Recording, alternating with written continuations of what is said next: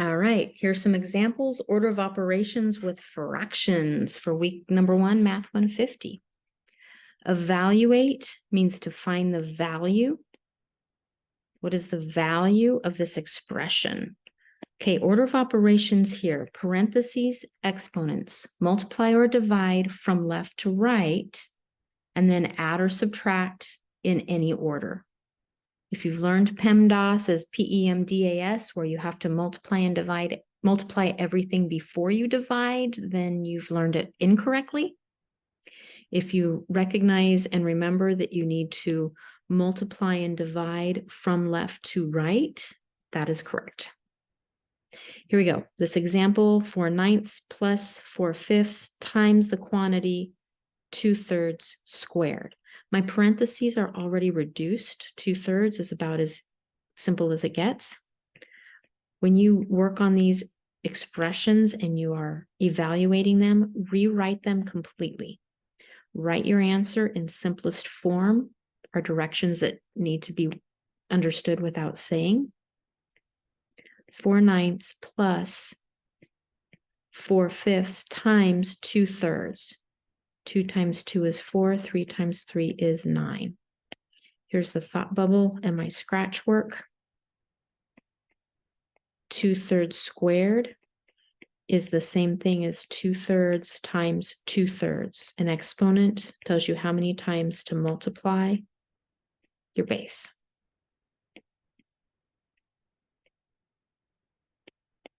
Two times 2 is 4, and 3 times 3 is 9.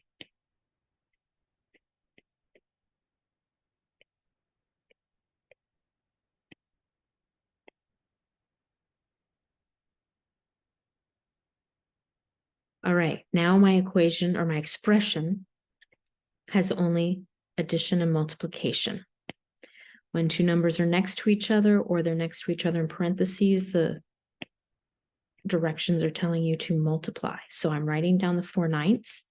I'm writing down the plus, and then 4 times 4 is 16. 5 times 9 is 45. I now need to add and subtract. When I add, I have to have a common denominator. I'm not allowed to change the value of this expression, so I use the fact that I can multiply by 1. I know that 9 times 5 is 45. That's why I choose to have a 5 here in my denominator. I'm not allowed to multiply by 5 because that would change the value. I can multiply by 1. 5 over 5 has a value of 1.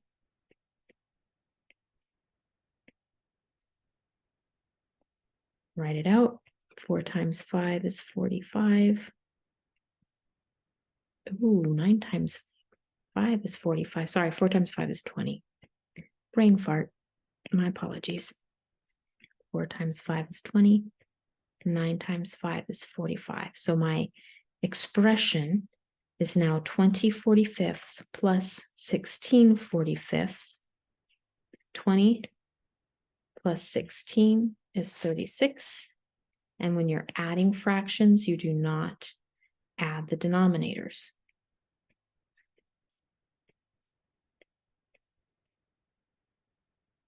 There's the final answer. That's what I put into Alex.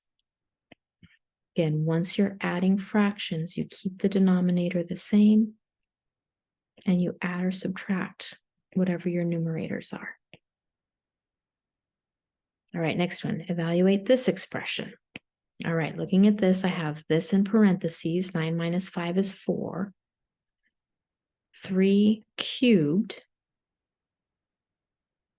and then my 4 will be squared. All right, let's rewrite this. That's the same thing as 46 plus, do this for ease of understanding. Here's my scratch work. 3 cubed is the same thing as 3 times 3 times 3. And 9 times 3 is 27. If you have a calculator, this x cubed button will cube whatever is in your screen. So 3 raised to the 3rd power is 27.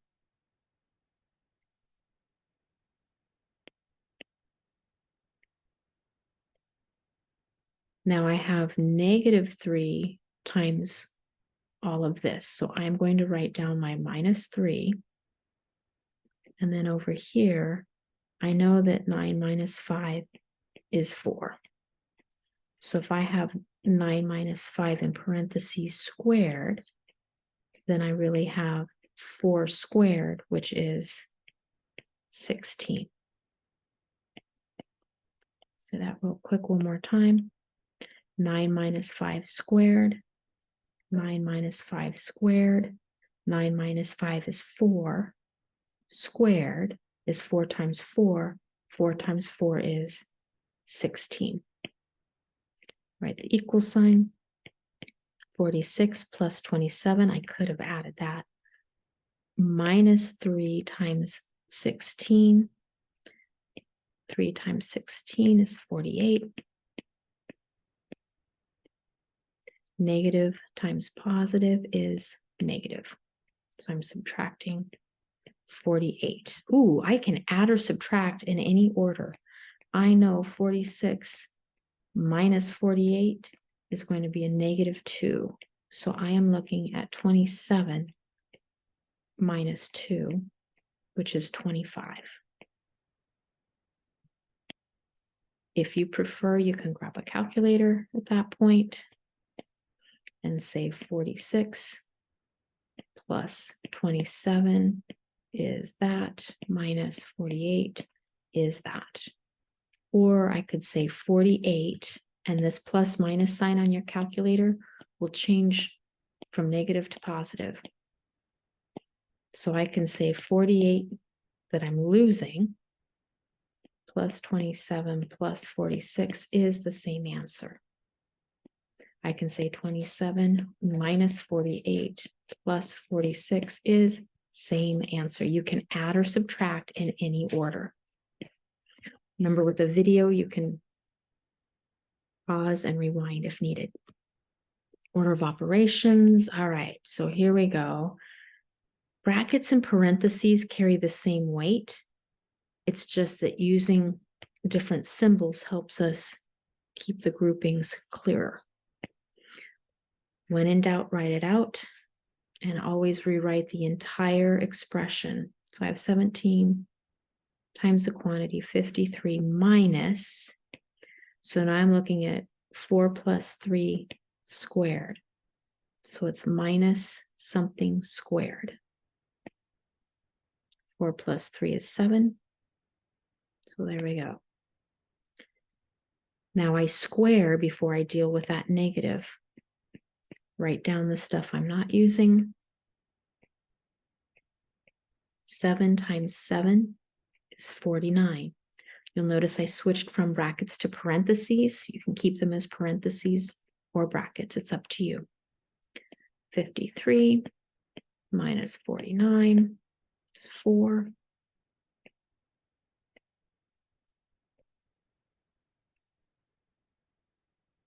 4 times 17 is the same thing as 17 times 4. So that expression has the same value as 68. We are simplifying the expression. In this case, we're telling the value of that expression. Here we go. Another one. Thought bubble. I intentionally left this where it says write your answers in simplest form because I want to reinforce that, but I also want to reinforce that is the directions, even if the directions don't say it. So 5/6 squared is 5/6 times 5/6.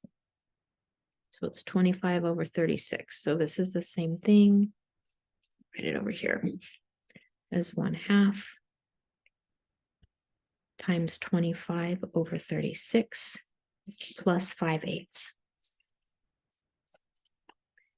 Going to multiply and divide before I add and subtract.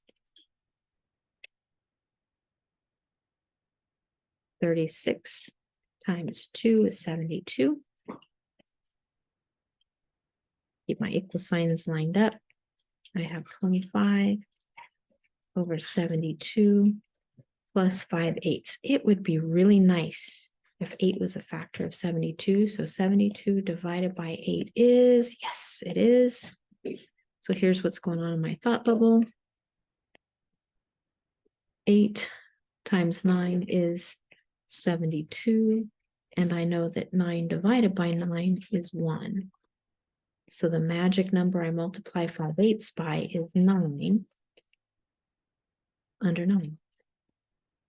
Notice I'm writing the denominator first because the denominator, this one here, is what dictates what value of 1 I'll be using.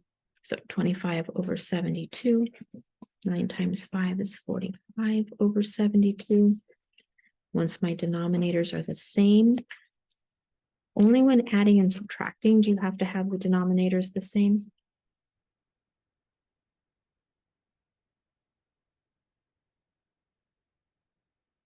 That gives me 70 over 72. Sorry, I'm running out of space. Divide both by 2. And I'll get 35 over 36. Calculators are wonderful. 45 plus 25, 70. 70 divided by 2 is 35.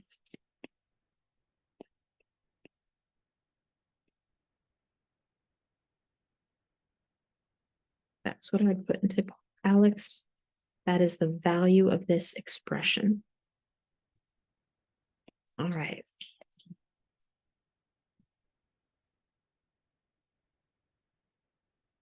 Notice that this 3 is next to this set of parentheses, so it is only what is inside the parentheses that is being multiplied by itself 3 times.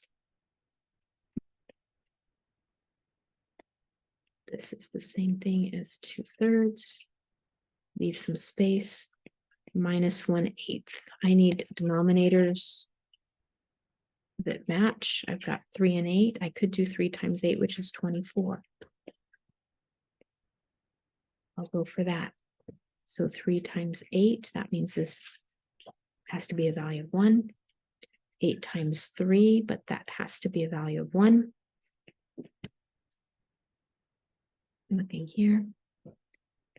8 times 2 is 16. 8 times 3 is 24. 1 times 3 is 3. 8 times 3 is 24. Final answer, 16 minus 3 is 13. 24. 13 is a prime number. A prime number is a number that cannot be divided by anything other than 1 and itself. Next problem. Look at the operations. Recognize that this is division. This is addition. Please excuse Dr. A.S., my dear Aunt Sally. Parentheses, exponents, multiply and divide left to right, and then add and subtract. So this is the same thing as here. I have 1/3 divided by 6/7. When we divide fractions, copy dot flip.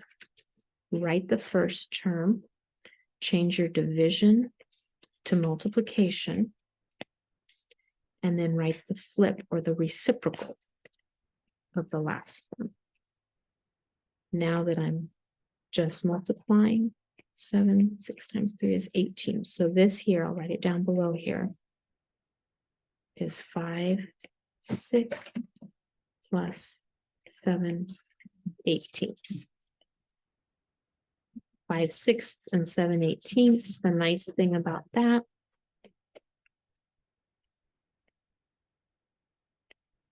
is 6 times 3 is 18. So because I'm adding or subtracting, you have to have a common denominator. 6 times 3 is 18. Only allowed to multiply by a value of 1. So this gives me 15/18 plus 7/18. Again, I'm out of space. When you're adding or subtracting, the denominator stays the same. 15 plus 7.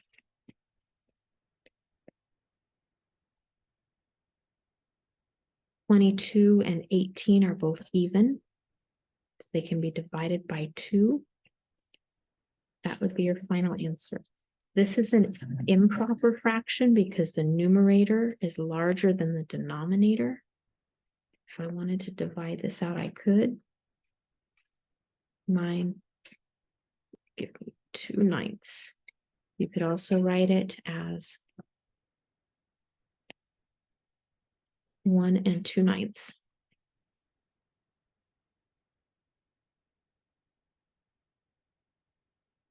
I would accept either of those on the test, read the directions in Alex to see what they say. Division outranks subtraction. So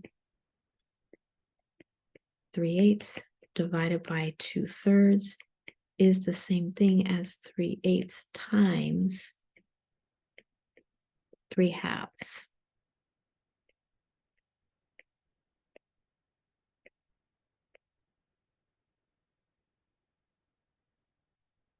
Three times 3 is 9. 8 times 2 is 16. So this part right here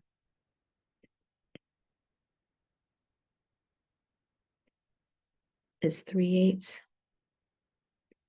times 3/2, and then you're still subtracting 1/8. That becomes 9/16 minus 1/8. Ooh, they were nice to us again. 8 times 2 is 16. So here's my value of 1, by which I multiply by.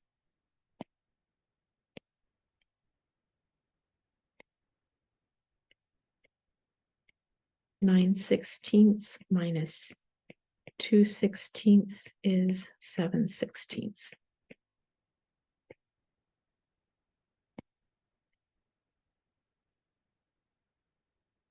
You'll find the green highlighted box is what I would put into Alex. Division comes first. This one's got a subtraction sign.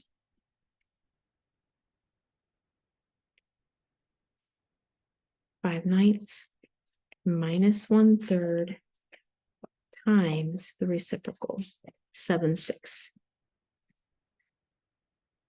This division becomes multiplication, and we write the reciprocal.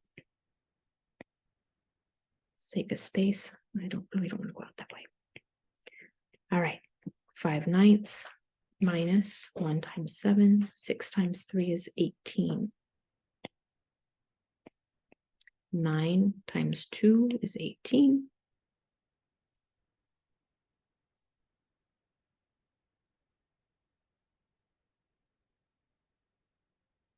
All right, now I'll go this way. 9 times 3 is 18. Minus 7, adding or subtracting, get a common denominator, keep the denominator. 10 minus 7 is 3. 18 is the same thing. 6 times 3. These are both divisible by 3. Final answer. Add a minus, minus, minus, and minus. All right, last two. Fraction on a number line. You have to read the numbers. All right, these last two problems, and then we're done. Here's 2, here is 3. So how I know the position of F, I know it is 2 if I were to write it as a decimal or a fraction. So here's 2 to 3, and here are 1, 2, 3, 4, 5, 6 spaces. I have gone over 2 spaces. So F is at the location 2 and 2 out of 6. 2/6 is the same as 1 out of 3. 1, 2, 3. F is at the position, what you need to put into Alex is 2 1/3. There's your mixed number. An improper fraction, 3 times 2 is 6 plus 1 is 7. You could also write it as 7/3. Alex says it will take either one. All right, exponents and decimals. Please remember, okay, the value of this ink blot, the value of this expression, the exponent tells you how many times you're multiplying. So whatever this exponent is, write down that many sets of parentheses. Then copy what it is that you're multiplying. Now it should be pretty straightforward. You can do 0.07 times 0.07 and find out that it's 0.0049. Or you can use the really cool square button on your calculator. 0.07 and this button right here takes whatever's in your screen and squares it. There you go.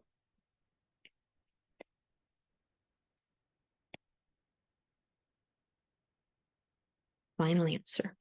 If you have questions or comments, shoot me an email. Keep up the good work.